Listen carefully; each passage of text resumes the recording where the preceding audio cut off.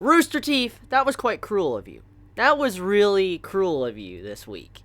Ending the episode like that. Crow going as fast as he can. He's trying to go in. He gets in between RWBY and Tyrion. He takes the blow, blocks it with his sword. Episode ends. That's a cruel way to end the episode. That's a major tease because I want to know what's going to happen. I think all of us can agree we want to know what's going to happen. And an episode cliffhanger like that, that's pretty mean. That's a pretty mean cliffhanger for this week's episode of RWBY.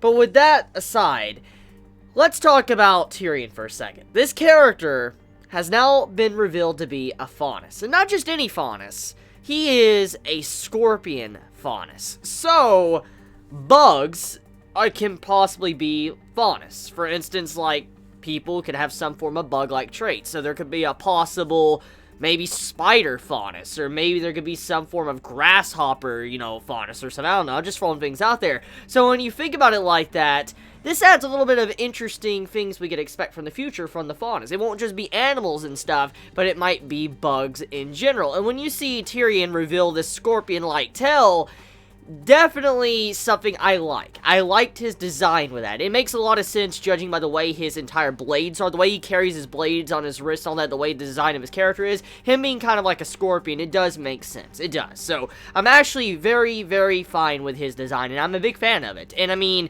the only thing I could say, though, when it comes to his design that's a little bit like, whoa, was that how he was, like, hiding his tail. I mean, if you look at his scorpion tail that pops out, it pops out of his back like a normal tail would, but it makes me question, how is this man able to hide his tail so well and wrapped around him like that? I mean, he might have been doing it like the Saiyans, I mean, wrapping around his entire waist and stuff, but it makes you wonder how the hell did he get, his tail out of his clothing in time to be able to strike. But with that being said, though, the design of Tyrion with the scorpion tail, big fan. Now, I don't know how many else noticed this, but I want to mention it because it was really quick, and I just want to talk about it. I don't know what this means, but it might be something very important for Tyrion's character in the future. So, if you're paying attention, it was very quickly, when Tyrion's tail pops out and you see, it's a scorpion, his eye colors change. He has, like, purplish looking eyes once the tail comes out. So, something going on there. His eye colors changed. I don't know exactly what that means or not. Maybe it's just Rooster Teeth doing an artistic effect to it, just making it look,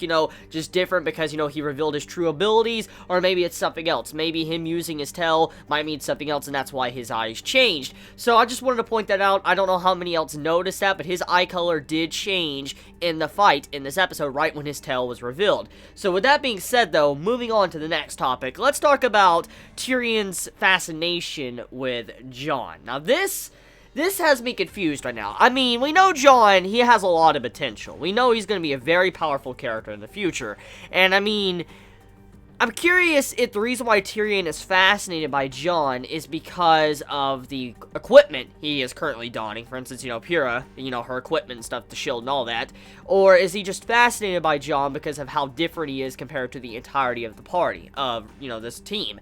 I'm very curious exactly why he's fascinated by him, but most likely we'll find out eventually. It just, with him being kind of interested in him, he's like, I don't have no business with all of you besides you, and he points at RWBY, but he's like, I am interested in you, and he points at Jon. It makes you like, what's this man want to do? Is it because he has a fascination about him, he wants to kill him or something, or is there something else going on there? So, we're getting little traits about Tyrion as the episodes go on. For instance, with his eye color change, something going on there, to his tail, his fighting style, and also what really fascinates him when he's fighting. And so, he is, so far from what we've seen, he does have something interesting building up in the background, but he's still one of those typical type of psychopaths you would see in like an anime or manga series, but so far, I do still like his character. He's a character I love those type of characters. I love, like, crazy characters like him, and so I'm expecting great things from him in the future, maybe some information of why he is like he is right now.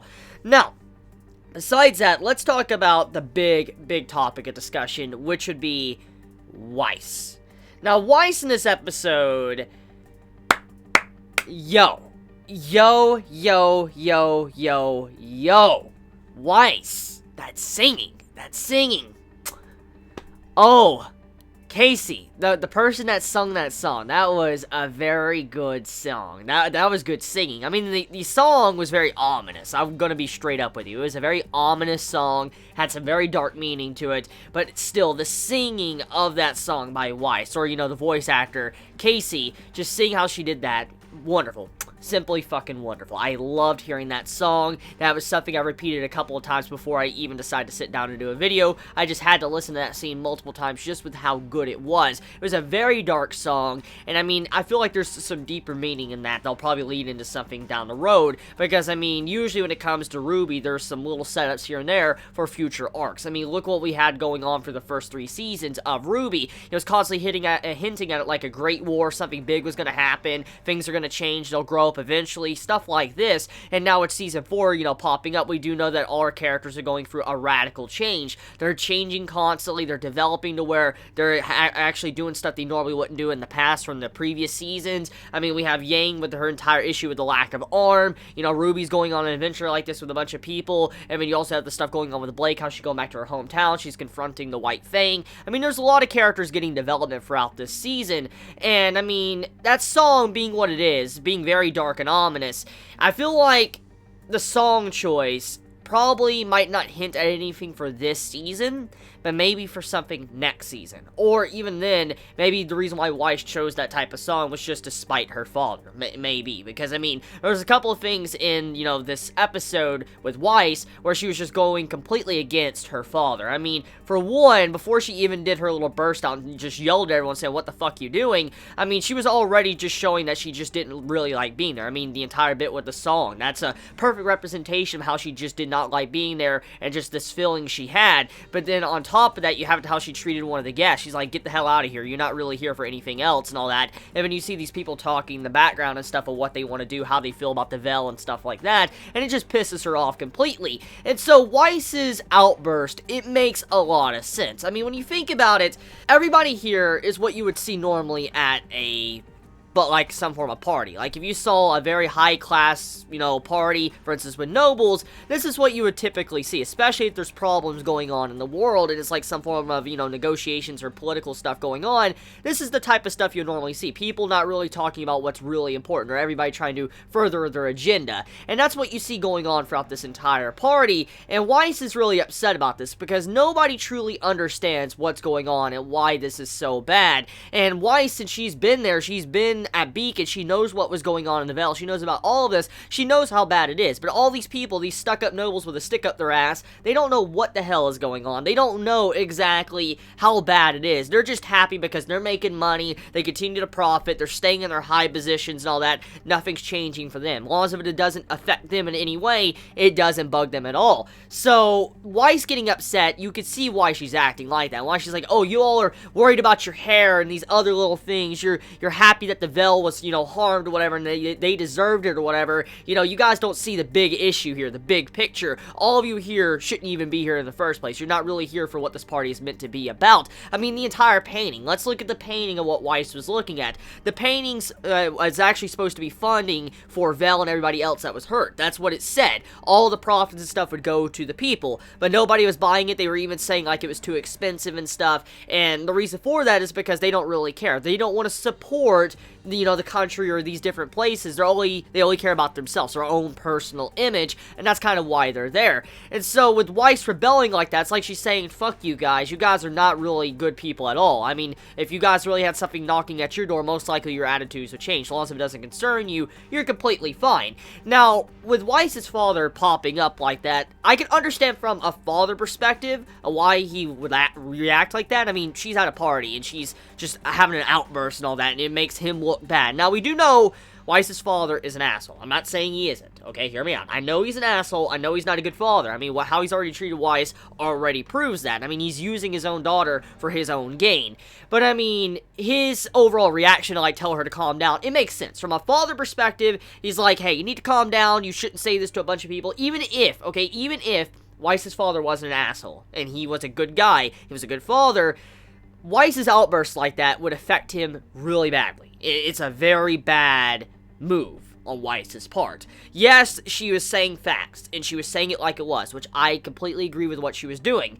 But you have to remember from this perspective, that's going to hurt her father's image, and then in turn, that's going to go back at Weiss. Weiss is going to also get the backlash for that, which is going to hurt her in the long run. And so, with that being said, I feel like Weiss is going to probably regret some of the things she said, or at the very least, reacting like she did. She probably wish she would have went about it a little bit differently, because she probably is going to face some serious consequences in the future episodes.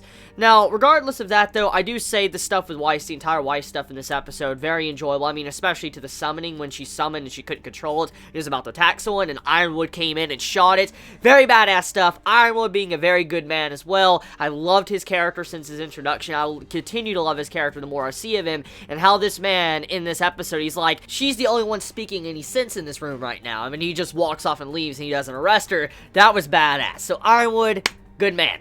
Okay, so the next topic, let's talk about Rin and Nora. So Rin reveals some of his past in this episode, and some of it is a little bit confusing, which I'll get into that in a second.